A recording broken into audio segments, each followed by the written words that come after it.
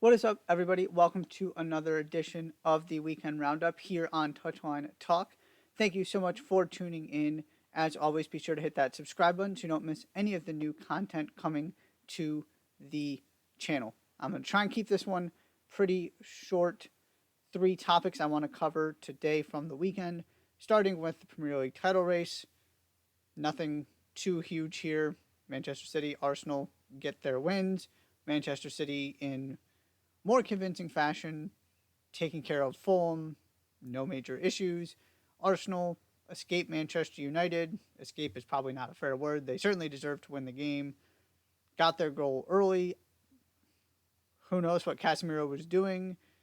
He keeps the play on side. Eventually, Trossard ends up making a good run that nobody covers and scores another important goal for that team.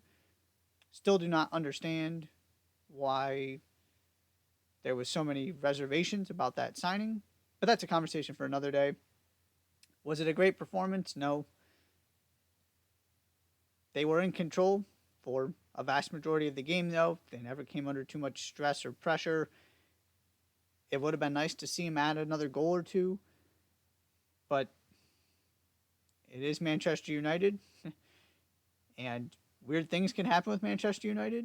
So just being able to see the game out, absolutely, you'll take that if you're Mikel Arteta. So Arsenal make sure this thing is going to the final day of the season, no matter what happens with Manchester City's game against Spurs this week before the final games of the regular season next Sunday.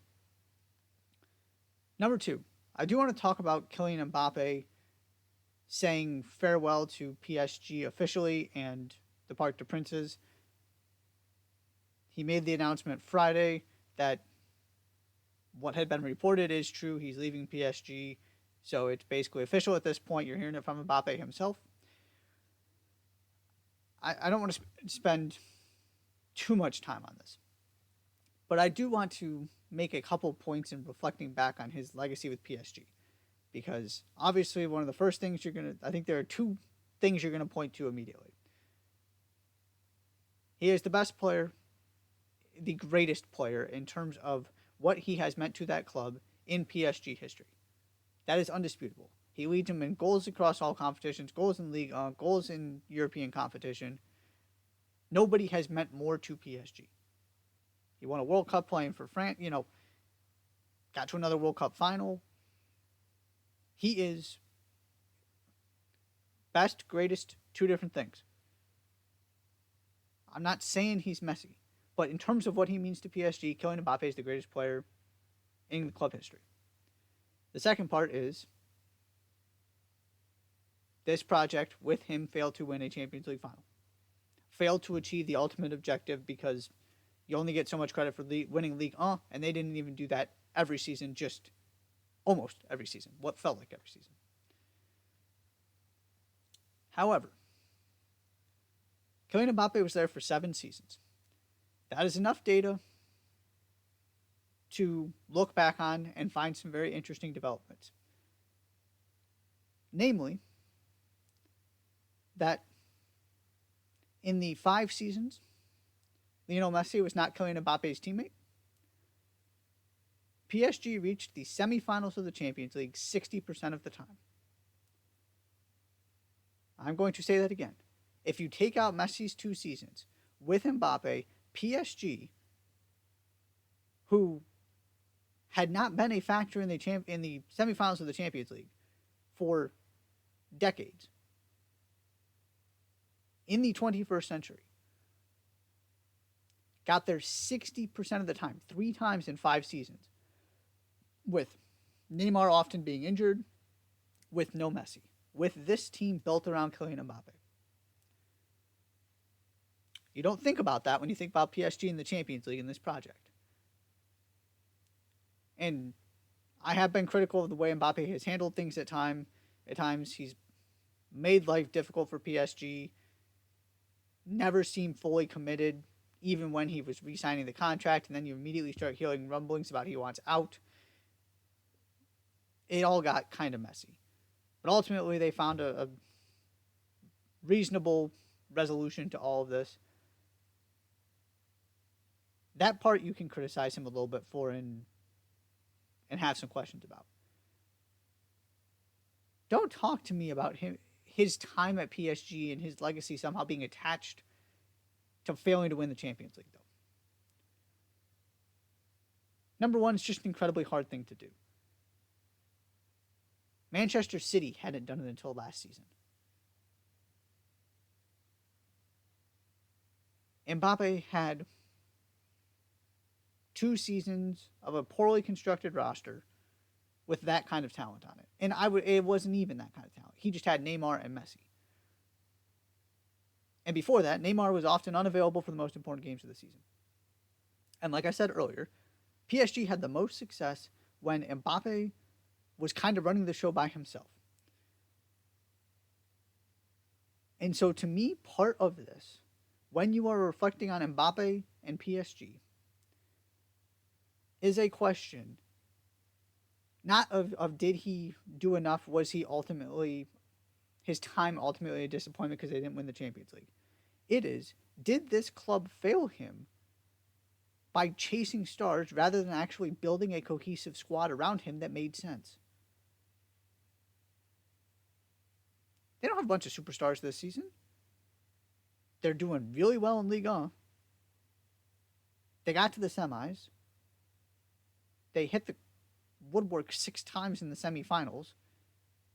They could easily be in the final with no Neymar, no Messi.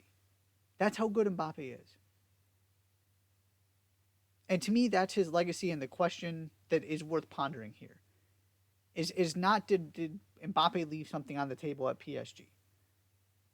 It's did PSG leave something on the table with Mbappe? Because they didn't shift to this philosophy earlier.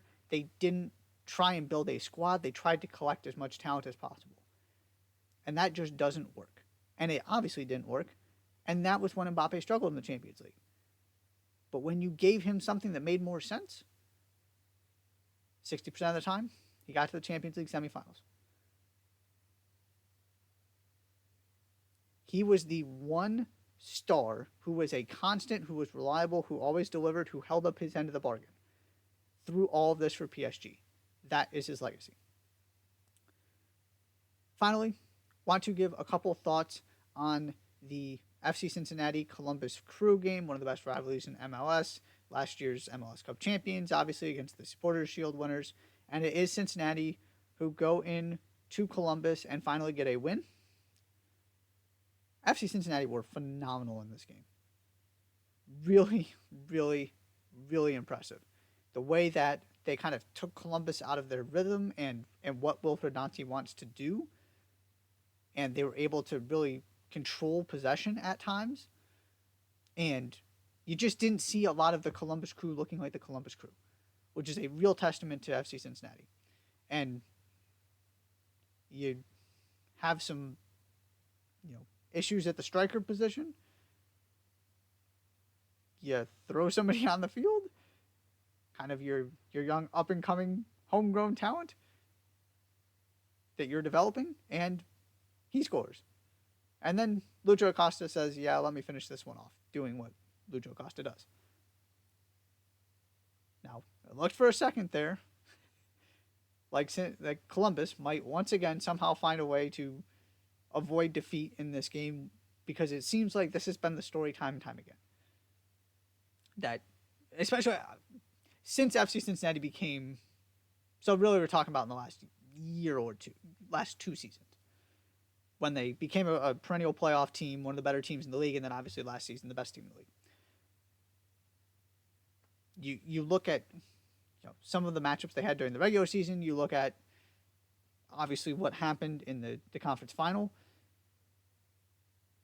And Cincinnati played them really well. They seem to be able to bother Columbus as much as any team in the league.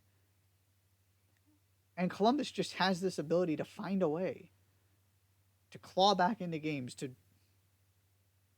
create the magic that they did in the conference final.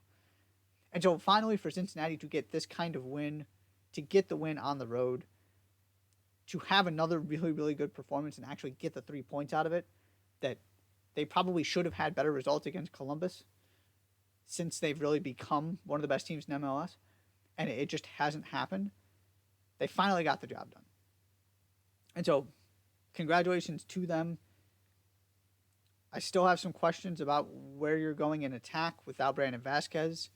It's too early to make any determinations on that, especially with everything Aaron Bupenda's got going on right now. But that was awfully impressive. And in Miami, another comeback win. I said it last week. It's them and everybody else. But if you are looking for teams that can spoil this for Messi, that kind of performance right there is exactly what you are looking for. And FC Cincinnati is the kind of team, especially now that you bring in Miles Robinson, to make that really good defense even better. That is the kind of formula. That is a recipe for success in the playoffs. They didn't get it done last season. And I'm not sure yet that they have enough top-end star power in attack. That's my question right now. But if they keep this up and they keep finding ways to score goals and it costs playing at an MVP level, and whoever ends up playing striker and whatever combination of Corey Baird and Kubo and whatever that ends up looking like, they go get somebody else in the summer. If that part works out, I specifically picked against them last season because I just fundamentally pick against Supporters Shield champions to win MLS Cup because they very often don't. And I'm especially not picking it to happen twice in a row after LAFC did it the year before. I am getting closer to a point where I'm seriously considering picking Cincinnati to beat Inter Miami. We are well away from all of that, but I'm throwing the seed out there now because what I saw in that game, highest stakes you can get in the regular season in terms of your biggest rival, the battle for Ohio bragging rights, with all the history of last season, to show up that way, to get that win, that was a massive statement from Pat Noonan's team, and the rest of MLS should be taking notice of what happened in Columbus. That is all for this edition of the Weekend Roundup. Thank you so much for tuning in. Be sure to hit that subscribe button. I'll see you next time.